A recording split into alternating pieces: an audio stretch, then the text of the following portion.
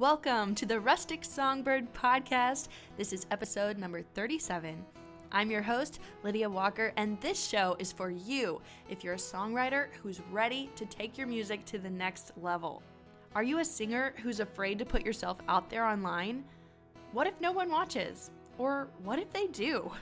In this episode of the Rustic Songbird podcast, I interview Sarah Watson about her story of singing regularly on Facebook Live. Sarah shares about facing her fears of going live and what it felt like to finally go for it. She also talks about the response from people watching and how it's helping to build her audience online. You will learn some great tips from Sarah and be encouraged to get started wherever you are.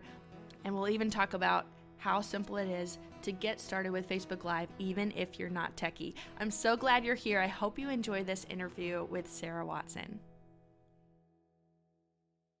Before we dive into today's topic, I wanted to tell you about my recent experience traveling and staying at an Airbnb.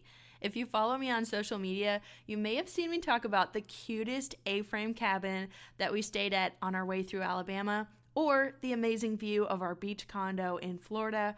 I booked both of those stays through the Airbnb app, and it was so easy. We loved both places we stayed at and only wish we could have spent more time there.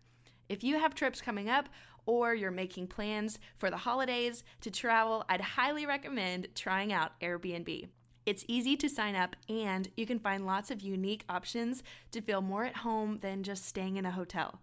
There are options for every budget, and you can find the perfect spot to be your home away from home while traveling.